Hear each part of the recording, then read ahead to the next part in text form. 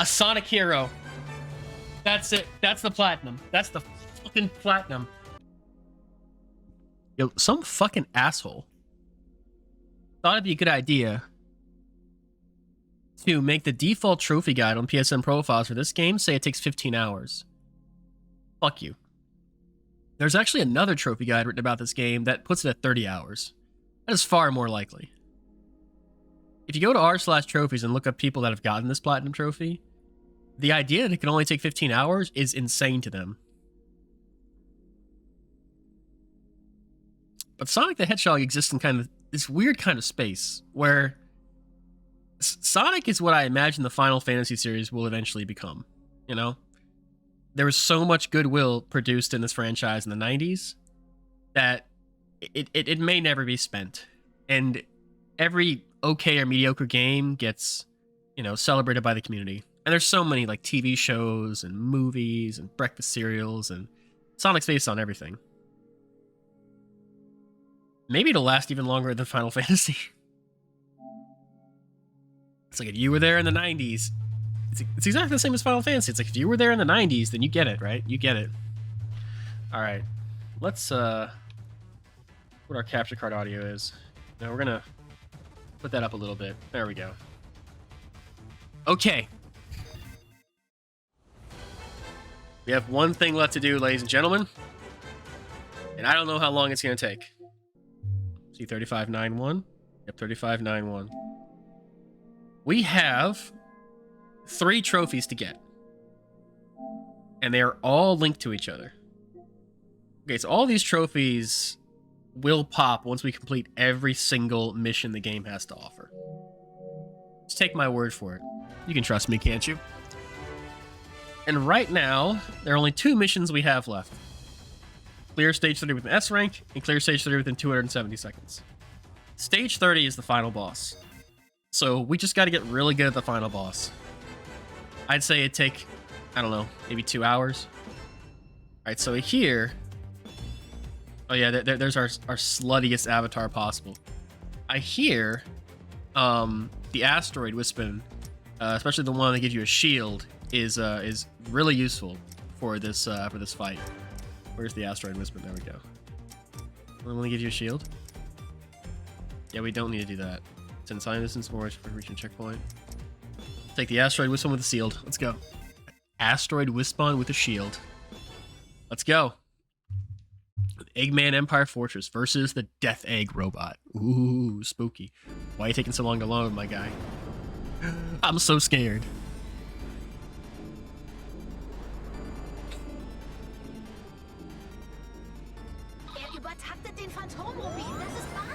Oh, that's right. German tales. Oh well, we're gonna deal with the German voices. Who cares?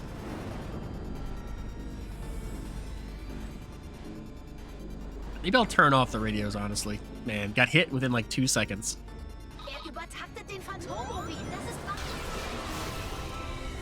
It does, but I can't shoot. Fuck you, man. I could have gotten that. It makes me invincible, but I can't shoot. Oh, fuck you.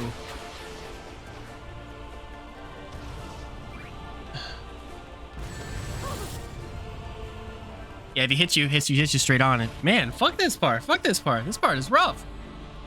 I probably could have gotten it if I kept firing and was able to dodge the laser. This is actually kind of tricky. This might be disinterest as well. Also, this was a PS Plus game, so a lot of people might have like started it and just never finished it. And that gives it kind of an artificially inflated completion percentage. Most PS Plus games have a lower completion percentage just because people will play it, they'll try it out, get 1 or 2 trophies, and be like, nah, I don't like it.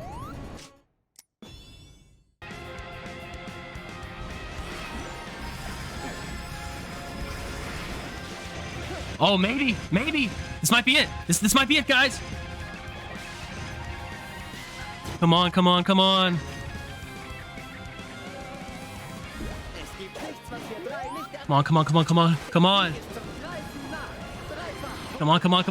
hurry up. I think this is it. Oh, 270 seconds. That's it. That's the platinum. That's it. We're done. Ah, less than an hour. Oh. Please say I didn't miscount. Up for any challenge?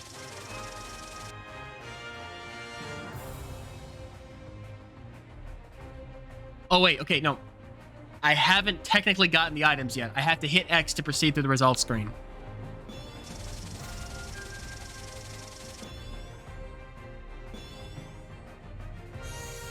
I think that's the last Wispin. Of course, the Sonic shirt being the last shirt. What's going on? What's going on? Oh, you got them all. That's all the fashion items. Come on, come on, come on. Is that all the Wispins? Sonic Battler? Sonic Battler?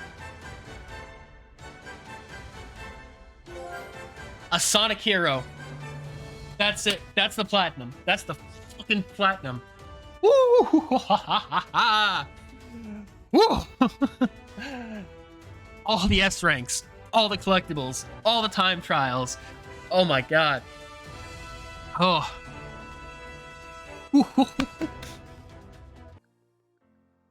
Okay. We're gonna let's update the screen. All right, Darksiders, you are no longer the latest plat. It is now Sonic Forced.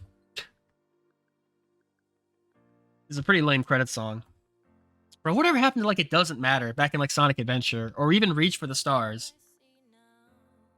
What kind of end credit music is this for a Sonic game? Doesn't make me want to reach for the stars. Okay. That was our 107th platinum trophy. Okay, let's talk about it. Okay. I didn't make notes for myself. I'm really sorry I didn't make notes for myself, so it's probably gonna be a bit off the cuff. Okay, let's talk about something easy. Story.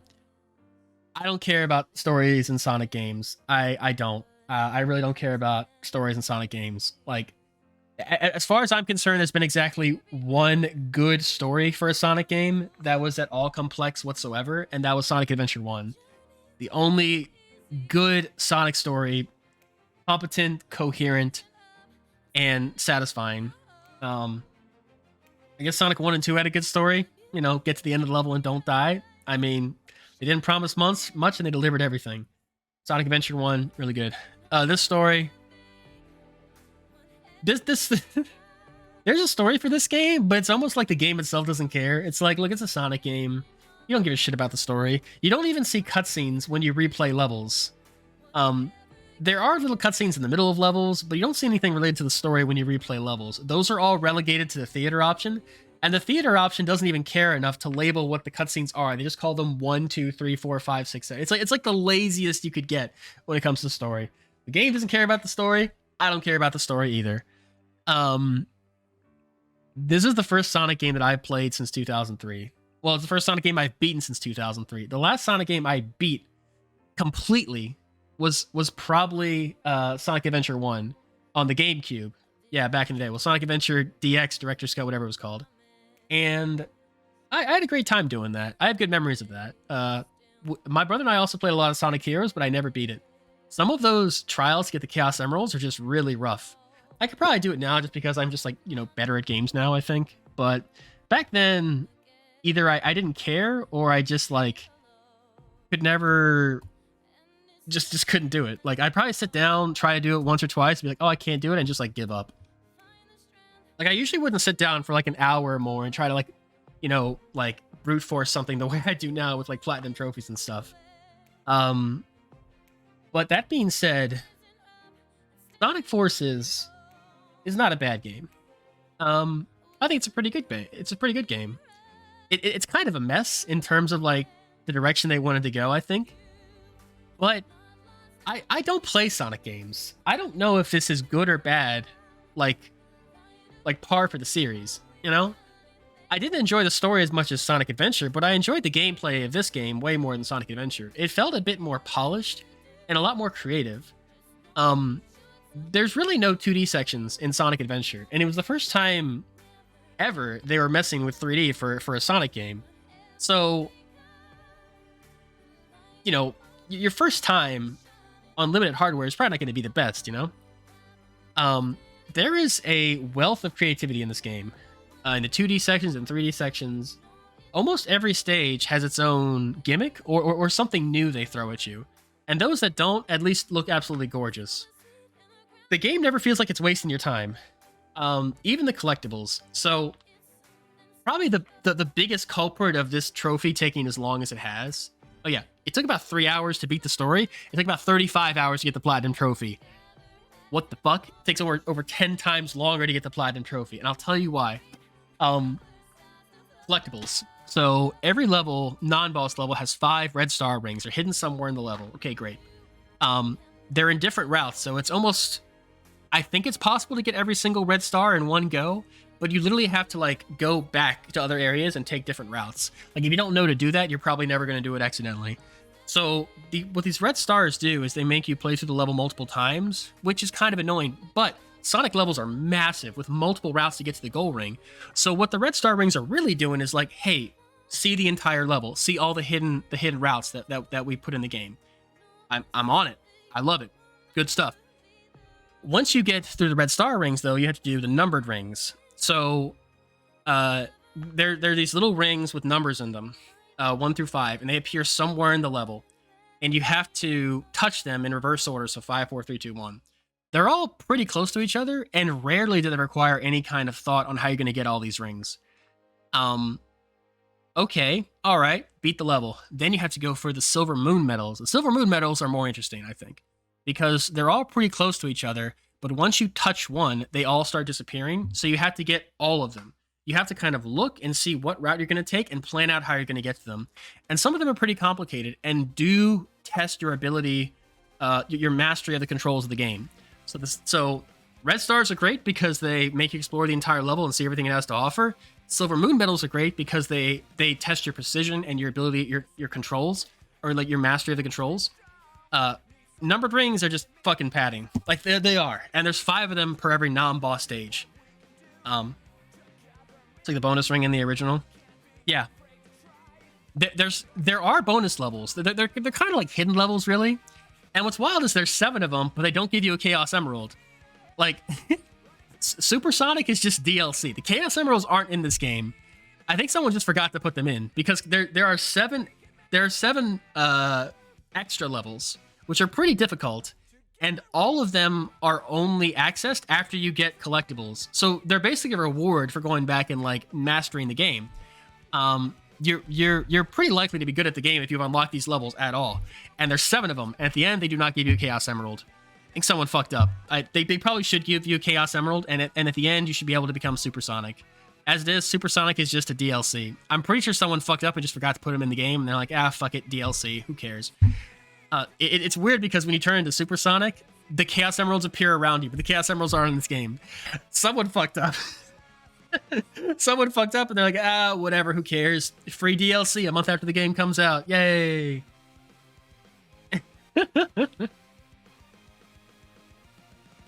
But yeah, there is a wealth of content in this game, and it's pretty satisfying to go after. This game is pretty easy if you're just trying to beat it. But if you're trying to go back and do 100% everything, you got to get all the collectibles, so you got to play through the level multiple times. Then you got to get the S rank. The S rank is not that hard to get, but then you have to do the time trials. So for every Sonic and or Modern Sonic and Classic Sonic stage, which is probably about 17, 18 stages, now probably like 15 stages, you have to beat it in a certain amount of time. And these times are tight, especially for Classic Sonic. They are so tight. You have to go through them as fast as humanly possible. The bosses too. In fact, one of the times is so tight that if you play the level the way you're like supposed to, the way it like seems you're supposed to, you're gonna be slow. You're gonna be slow by 10 seconds. There's a boss fight you're supposed to run after a character and jump into him. And if you run after the character and jump into him when he's vulnerable, every time, like as soon as you can, you're not gonna make the time. At one point, he kind of like throws himself at you. And he's invincible, so you can't jump into him, and you have to kind of dodge him. Then he kind of like comes back, and then you can jump into him. What you're supposed to do, because you have the avatar with you, you're supposed to use a weapon to hit him as he's coming at you, of which is exactly one weapon you can use that'll work on. It's a super specific strategy, and It took me forever to get that one time trial because I didn't know. And then I looked it up and I Googled it, or I looked up on YouTube, and so many people were like, "Oh, thank you so much. I was having so much trouble with this one." So it wasn't just me.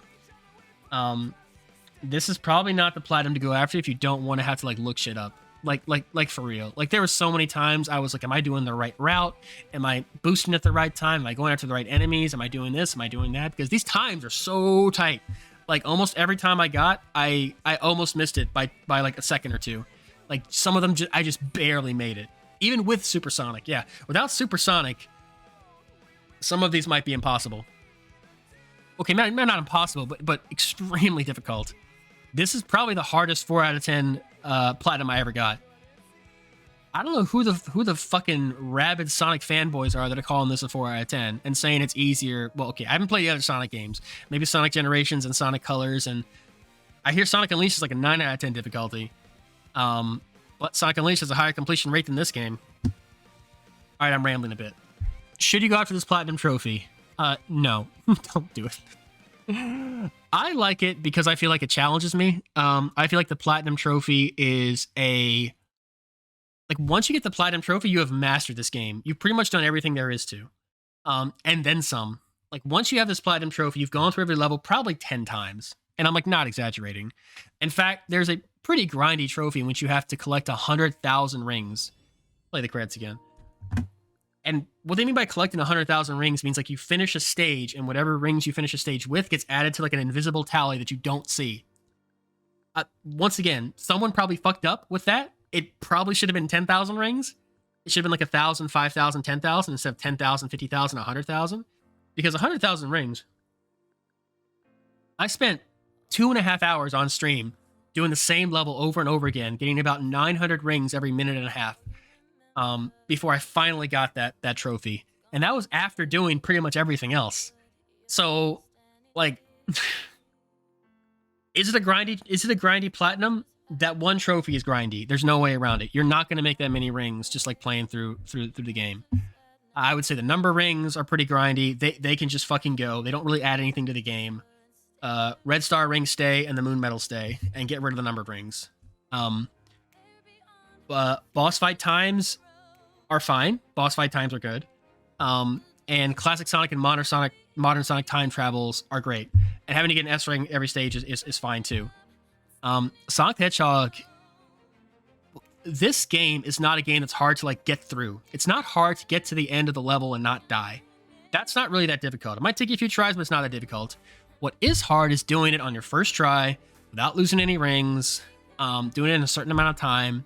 Like that's a bit more challenging. Finding all the hidden items, that's pretty challenging. It requires you to really like kind of master the stage and understand what the hell you're doing. You pretty much have to memorize like where, not like memorize the entire stage, but like memorize, okay, after this area, I'm going to jump and go to the right. And I'm going to go to the right, I'm going to go to the left. Like you kind of have to know your way around the stage. And I love that. Like I think a platinum should make you do that. Like a platinum trophy is not just owed to anybody, you know? Like a platinum trophy, if it was too easy to get, would, I think, lose some of its value in a way. Like if I see someone that has 400 platinum trophies, it's like, okay. Because I don't really know what kind of trophies he has. Now, if they're trophies that, you know, require some effort, it's like, hey, good on you, good job.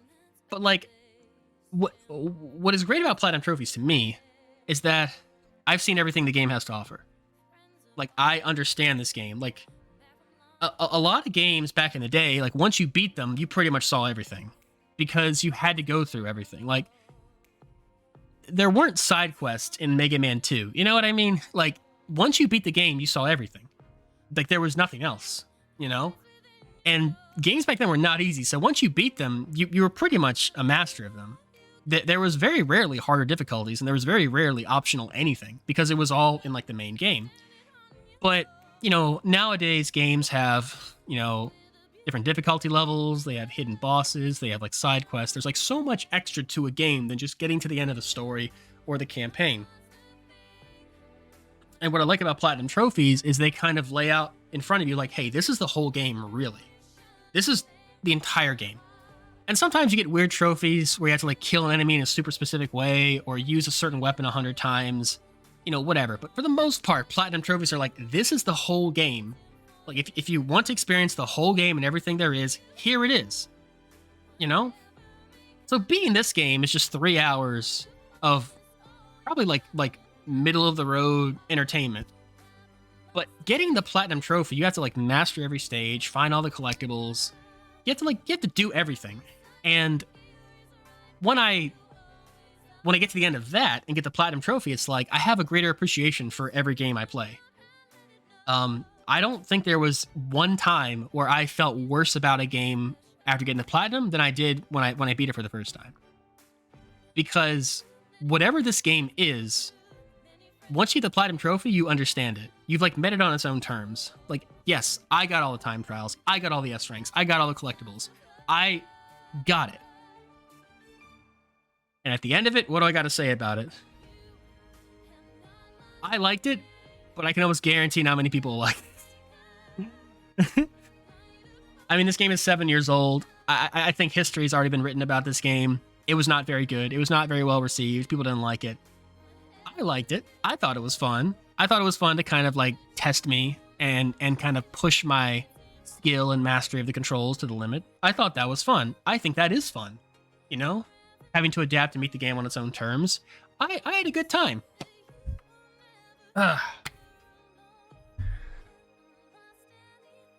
If that sounds fun to you, and you can kind of meet a game on its own terms like I can, and kind of push through and take the good with the bad and the bad with the good, and come out of it with an appreciation of the holistic experience of like beating the game 100%, I say go for the platinum. If you can't do that and you're just looking for a binary good bad, like is this game good or bad? It's bad. It's bad. You probably won't enjoy yourself. But if you're one of those people that can only see a game as good or bad, then I probably don't want to associate with you. You sound like kind of a cretin. To quote Yahtzee, this game was made for absolute cretins. Not this game, but just, you know. It's annoying to me when people, they can only see a game as being good or bad. You know? It's like, your favorite game has bad parts in it. Like, I know it does. My favorite game is Shadow of the Colossus. You don't think Shadow of the Colossus kind of has bad controls? But like, that's why I love it. Like, a perfect game has nothing interesting about it. It's like people. Perfect people don't exist. That's what makes them people. Everyone has flaws. Everyone has shortcomings. It's what makes people human. A perfect person wouldn't be very relatable. Probably wouldn't be fun to be around. I see my games the same way. No game is perfect. I mean, if you're playing a game for 100 hours, you're probably going to find something you don't like. You know? And it's okay. It's okay to like games that are not objectively amazing, you know? And it's okay to have criticism with your favorite game. This game has a lot of issues, but I'm glad I played it. And I'm glad I'm sitting here at the end of it having gotten the platinum trophy, because I saw every part of it. I took the bad with the good. I saw all of it.